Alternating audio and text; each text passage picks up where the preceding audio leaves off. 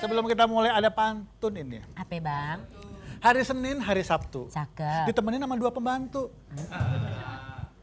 Mukanya jangan sedih gitu. Kan kita udah ketemu. Bener. Tepuk tangan boleh kagak dilarang. Iya benar, ya kan? Tentunya ketemu lagi sama kita yang cakep dan mempesona, ye. Tepuk tangan kali. Tangan lagi. Karena acara ini dilarang galau. Oh nggak boleh? Dilarang galau. Karena bagi Anda yang galau, kita siap menghibur. Ya, betul. Acara ini emang menghibur ya kan, tapi juga memberikan jalan keluar bagi Anda yang galau. Sip. Nah, kalau galau langsung aja telepon ke nomor di bawah nih dah. Langsung dah ya. Jadi bisa curhat, curcol, curaracu juga bisa, ya kan? Karena acara ini untuk mengobati para galawers. Ya, karena kita adalah obat malam khusus dewasa. Berani buka, berani beda.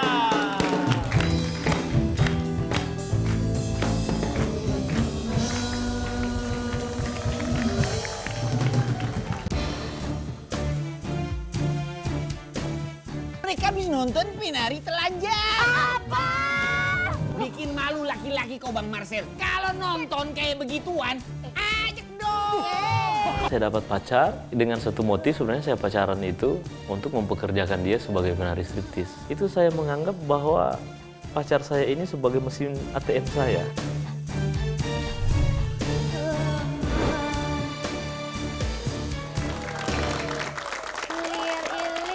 Lir ilir, anu newis sumilir.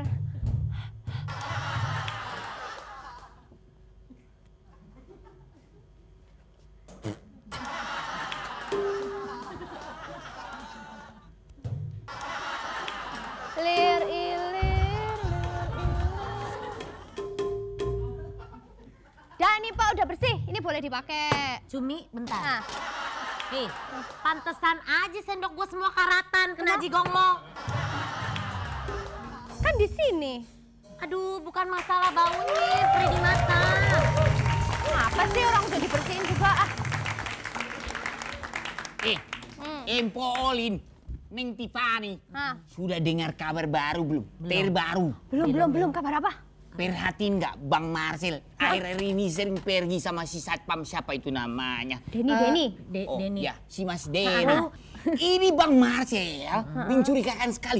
Kalau pergi itu aku perhatikan dan aku tanya-tanya kemana sih mereka itu berdua pergi. Kata orang-orang di situ, mereka tuh suka sekali akhir-akhir ini nonton Tari Telanjang. Apa? Jumit. Apa gitu? Terus ini tuh apa? Kayak di film-film. Apa? Iya, zoom out. Pikir apa? Itu band, aku nggak main-main lah. Pok, nih ya. Aku pun dengar itu dari orang-orang situ. Saat gue lihat mereka berdua kok ketawa-ketawa sendiri. Itu kata mereka habis nonton Penari Telanjang. Apa? Jumit. Itu apa sih? Sama lah seperti waktu pertama kali aku tanya kata warga kan katanya mereka habis nonton Tari Telanjang. Aku pun jawab begitu. Apa? Zoom out, zoom in. Apaan? Gak cocok. Pantas, sebentar. Coba saya pikirkan dulu ya. Kenapa? Coba Kok di sini? Oh, mikirnya di sini Pikirnya di sini, toh. Empo. Udah pindah otak saya di sini. Perhatikan, Pikir. apakah akhir-akhir ini Bang Marcel Ada- sama Denny itu, Saya Mas pikir-pikir Denny, dulu ya. ada yang mencurigakan. Kemana? Hey, Jauh banget. pikir nggak usah pakai kesana, pikir. Ada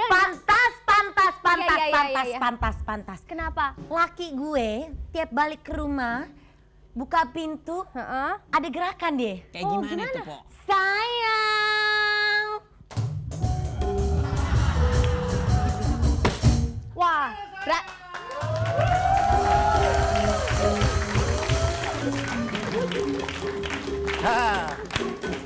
Aku habis pergi sama temanku nih yang baru, satpam baru. Satpam baru di sini. Hansip baru. Ya aku tahu ini Mas Denny kan. Iya, betul. Bang Marcel tadi waktu halo sayang setelah itu gerakannya bagaimana? Halo sayang. Nah, kieu tah. Empo lihat Empo. bener. Empo. Bagus, iya Ini bayangan. mencurigakan. Ini mencurigakan sekali. Keren kan Empo. mam goyangnya? Iya, Mam, keren pisan. Lo ngapain manggil mam juga itu? Mama, enak aja lo. Kapsul. Oh, kapsul. Lo kapsul. Badan padet banget kayak kapsul. Kok bisa aja? Gua gimana? Dicolok. Dicolok. Ini bukan buat nyolok ah. Oh, maaf. Papi. Ada apa, Mami? Mami. Lo jangan manggil Mami. Minggir. Oh, iya. Karung beras. Gue mau nanya sama lo ya. Iya. Tadi habis dari mana? Habis lihat pertunjukan. Ya, pertunjukan.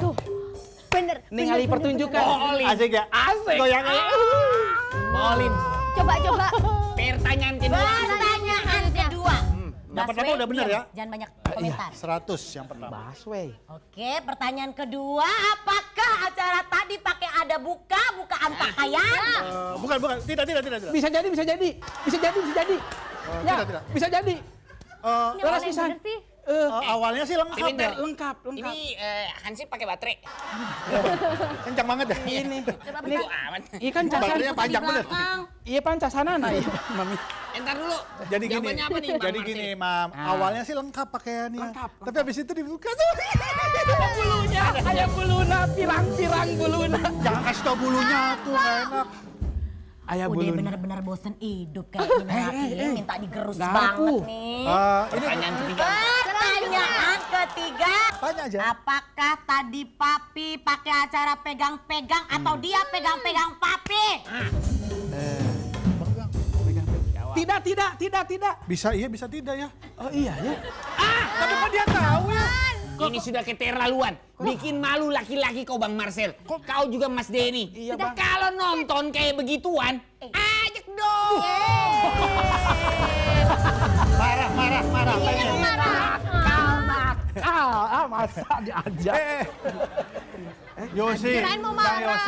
Bang Yosi nggak usah marah-marah. Karena ini spesial nih. Kita undang langsung. Ya. Penarinya kita undang. Siapa namanya? Mincelita. Oke. Mincelita. Mana ya? Nah, itu si Michelita. Lah. Ya.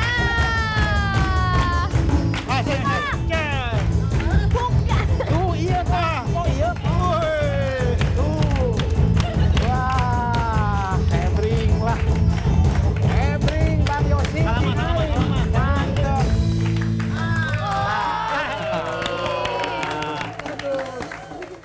Bang Ius sama siapa Bang Ius? Wah, kepalanya Yosi. Jadi ini Mincelita itu ini. Aduh, kirain. Udah cemburu aja. Aduh, saya salah sangka. Tarian telanjang. Bukan. Setengah telanjang tuh. Aduh. Setengah telanjang. Apa kabar Bang? Wah, Baik. Sama siapa nih?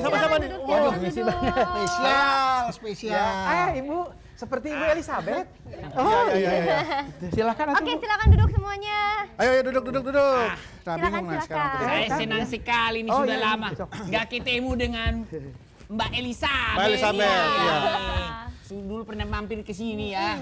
Berapa kali? Pak Fuksi dulu nggak ada nih, sekarang lagi sama Bung Ius ya. Kamu kenapa pindah-pindah ke sini? Banget dah. Malum, Hansip baru. Deket sini takut. Enggak, Iya, memang diaturnya dari yang paling mirip Mincelita. Iya. Iya. Jadi yang paling mirip iya Pak. Iya. Ya itu.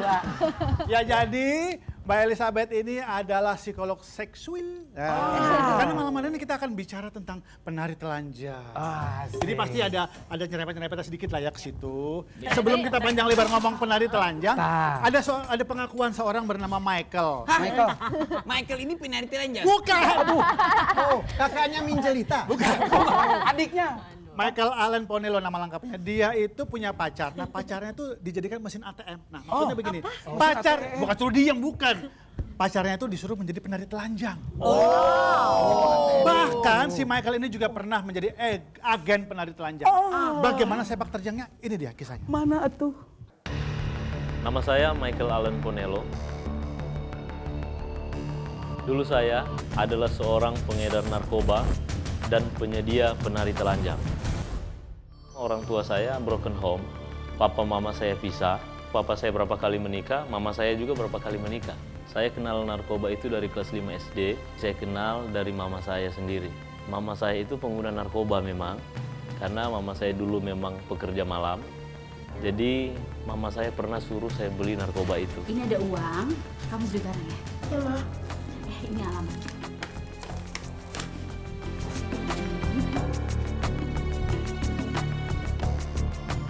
Kehidupan saya itu sepertinya tidak dihargai. Sepertinya apa yang kami mau buat itu orang-orang selalu menganggap kami rendah karena keadaan orang tua. Ada orang cerita, nggak tahu omongin mama kita, mama kami, ngomongin papa kami. Jadi rasa sakit hati itu muncul. Jadi kalau ada orang bikin singgung sedikit, kami langsung hantam. Saya berpikir bahwa kalau hidup kita susah, kita pasti dianggap remeh oleh orang. Kalau saya punya uang banyak, orang akan menghargai saya. Nanti saya besar, saya pasti mau punya banyak uang.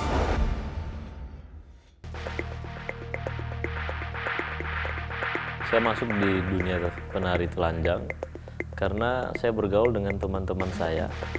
Pacar mereka itu semua penari striptis. Melihat mereka, kehidupannya enak betul. Semua yang mereka butuhkan itu kelihatannya seperti ada semua. Mereka mau handphone yang mahal, mereka mau motor, bahkan ada teman-teman yang punya mobil. Jadi itu termotivasi bagi saya, kenapa saya tidak seperti mereka. Nah, saya pacaran, saya dapat pacar dengan satu motif. Sebenarnya saya pacaran itu untuk mempekerjakan dia sebagai penari striptis. Saya kenal sama Michael pas waktu di Jakarta. Pacar saya juga dulu sama, orang penari telanjang striptis. Jadi pernah pakai narkoba sama-sama. Dan lama-kelamaan saya juga sempat jadi pengedar karena saya berteman dengan teman-teman saya yang mereka adalah banyak yang pengedar juga. Jadi saya juga sempat terlibat dalam dunia pengedaran narkoba. Jadi pacar saya pergi kerja, uangnya itu saya pakai untuk hidup foya-foya, pesta pora. Saya hidup mabuk-mabukan. Itu saya menganggap bahwa pacar saya ini sebagai mesin ATM saya. Supaya saya bisa dapat banyak uang, saya pekerjakan dia. Karena saya berpikir waktu itu uang adalah segala-galanya untuk menutupi segala rasa tertolak yang saya rasakan, rasa minder, rasa semua. Saya pikir bisa diatur oleh uang.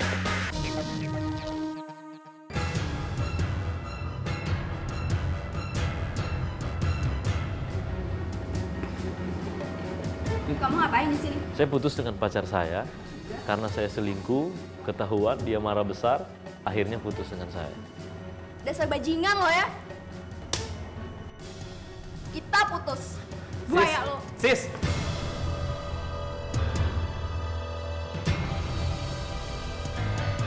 Saya dijebak, ketangkap itu hari itu. Dia ketangkap kasus waktu dia mengedarkan narkoba.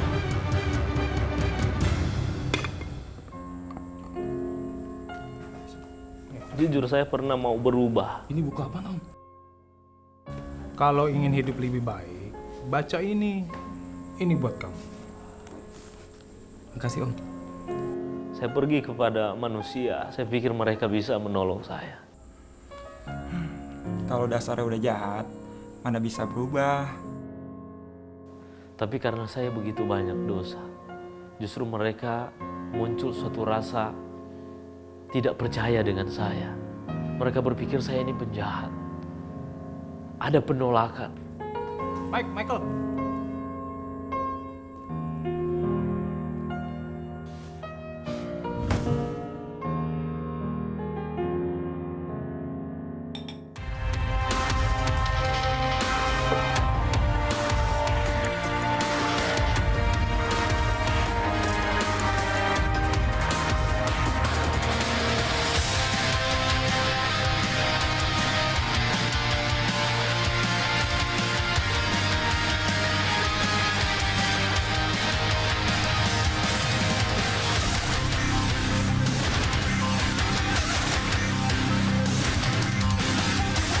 Anak-anak striptis yang lain saya ajak untuk gabung dengan saya dan saya pekerjakan mereka di salah satu diskotik.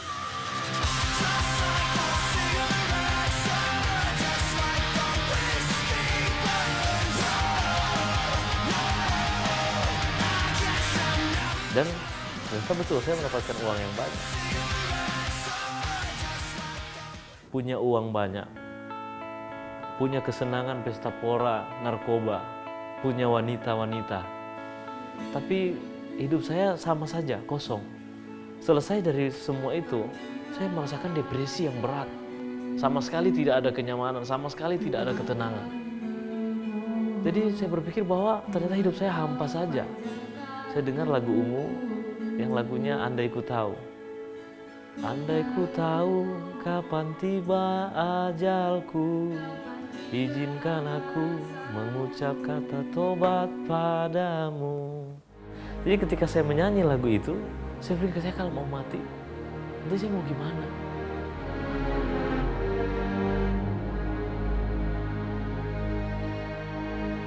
Saya lihat dia bertobat.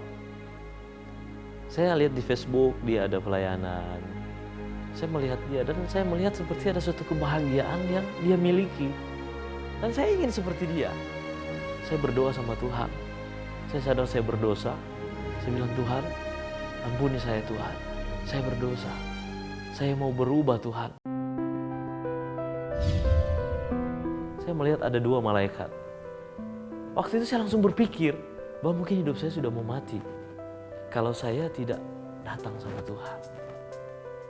Mungkin hidup saya ini sudah mau berakhir kalau saya melanjutkan setiap kejahatan yang saya lakukan. Saya takut betul ketika mendapatkan penglihatan itu. Dari situ saya langsung berkomitmen. Saya pikir, Tuhan, saya mau datang sama Tuhan. Saya mau tinggalkan semuanya. Saya berusaha untuk mendekatkan diri sama Tuhan.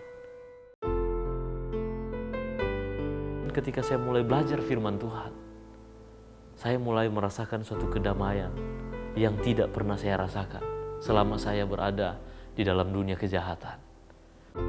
Kedamaian yang tidak diberikan oleh narkoba, tidak diberikan oleh karena uang banyak, tidak diberikan karena kehidupan yang pesta pora, tetapi kedamaian yang saya rasakan yang memang sebetulnya yang ini yang saya mau cari. Ternyata Tuhan masih menerima saya.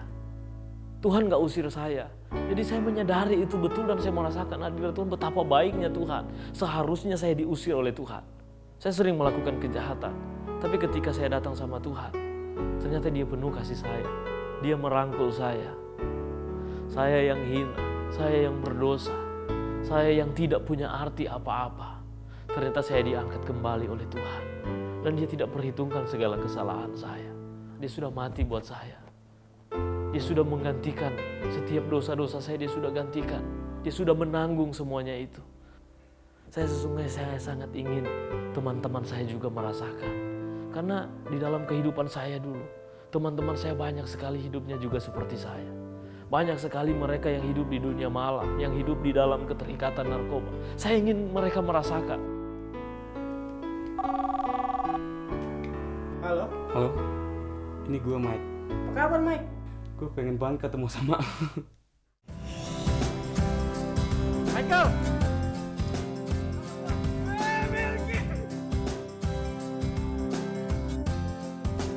Nggak nyangka dulu kita mau minum satu table gitu kan, mau narkoba satu alat gitu. Kita juga bisa ketemu, bisa pelayanan bareng gitu sama saudara Michael gitu. Saat ini saya berteman dengan teman-teman saya yang lama. Saya juga inginkan mereka merasakan kasih Tuhan itu. Saya kumpul mereka, saya bawa mereka, saya memberitahukan kebenaran kepada mereka agar supaya mereka bisa sadar bahwa hidup ini bisa dipulihkan oleh Tuhan. Jadi pakai Tuhan luar biasa ya. Dia bisa pelayanan anak-anak malam gitu, anak-anak jalanan. Di sini saya lihat Tuhan bekerja luar biasa gitu. Apa yang nggak mungkin ternyata mungkin buat Tuhan. Tuhan buat sesuatu luar biasa gitu buat dia sekarang. Menurut saya, Yesus itu adalah Tuhan dan Raja. Karena hanya Dia yang bisa mengubah kehidupan saya. Siapapun kita, kalau kita mau berubah, Tuhan Yesus sanggup mengubahkan. Aku selalu berkomentar Nonton setelah melihat sesuatu yang seperti ini, kisah Michael ini luar biasa sekali. Mudah-mudahan kawan tidak bosan ya. Jadi ya menurut saya ini Michael ini salah seorang korban dari broken home nih Bung Yus dan Mbak Elizabeth ya. Karena dia tidak tahu waktu masih kecilnya, dia tidak tahu bagaimana caranya mendapatkan kebahagiaan, makanya dia melihat saja apa yang gampang. Seperti narkoba itu tadi, termasuk waktu dia menjadi penari telanjang kan dia tergoda karena bayarannya lumayan yang Mbak Elizabeth ya. Bukan dianya yang jadi penari telanjang. Bukan dia. Gimana Maksud saya pacarnya yang jadi TMI itu ya.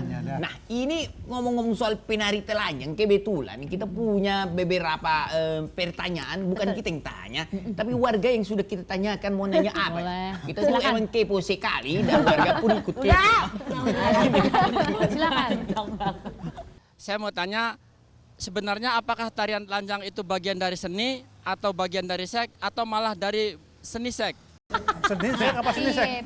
A, B, apa C? Ya. Oke, seni atau seks atau seni seks itu tergantung dari budaya lingkungan setempat. Contohnya kalau di negara Italia, di Florence itu banyak seniman-seniman lahir di situ. Misalnya Leonardo da Vinci. Di situ kan banyak gambarnya yang dia buat atau juga seniman lain. Semuanya telanjang, ada telanjang, ada unsur-unsur genitalnya kelihatan. Nah, tapi kalau di negara timur, contohnya di Indonesia, itu ditutup. Jadi tergantung budaya atau lingkungan masyarakatnya setempat, begitu. Begitu ya. Kita tanyakan saya pertanyaan berikut saja. Oke. Apakah seringnya menyaksikan pertunjukan tarian telanjang dapat membuat seseorang memiliki perilaku seks yang menyimpang? Bisa saja. Kenapa ya? Karena kalau kita sudah nyoba kan bisa jadi terjerumus. Kalau udah sering jadi terjerumus, nah itulah ada dampak-dampaknya. Perilaku seks menyimpang itu maksudnya satu, saking seringnya nonton tapi jadi bolos kerja. Kerja nggak fokus. Aduh saya pernah begitu. Makanya dia bawa penarinya ke tempat kerja udah gitu. Atau parahnya malah menimbulkan rasa misalnya ada pingin memperkosa. Itu kan gara-gara sering nonton. Hati-hati ya, hati-hati dulu. Hati-hati ya. Aku minta maaf lah Mas Denny. Ya gimana Bu? Aku sering ngintip kau mandi. Sama Bu Yosi. Saya juga sering ngintip Bu Yosi. Itu kurang lebih itu indikasinya. Kalau sudah begitu, sudah orang tua komplain, orang rumah komplain, pasangan komplain, kebanyakan sering nonton striptease ya, penari telanjang ini, nah itu hati-hati. Nah ini pertanyaan berikutnya Mbak Elizabeth. Jika seseorang menonton tari-tarian erotis atau tari-tarian telanjang gitu untuk menaikkan libidonya, apakah itu hal normal saja atau gimana gitu? Nah kalau rasa ingin tahu normal, ya. Ingin mencoba semua orang pasti merasa.